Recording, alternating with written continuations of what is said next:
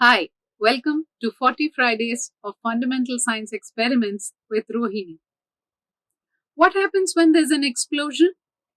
Well, all the material that comes out of this explosion moves outward and not towards the center of the explosion. And similarly, 13.8 billion years ago, when a dust cloud exploded and the solar system and the other galaxies formed from it, they moved outside. And it also says they move outside, so the universe is expanding.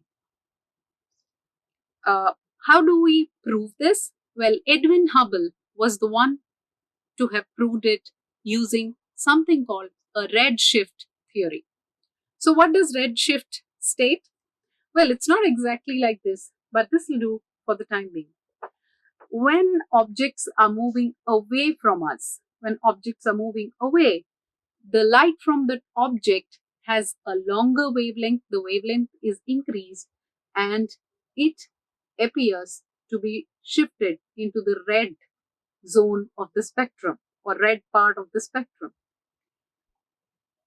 If the objects are moving closer to us, suppose we are standing here and if the objects are moving closer to us, then the wavelength becomes shorter and the light appears to fall in the blue region of the spectrum.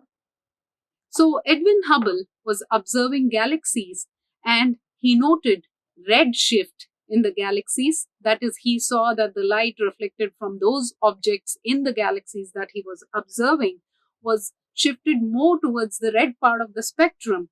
And he called this the redshift. And he said that this is the proof of Big Bang because after an explosion, the universe expands and the objects move away from the center point of the explosion.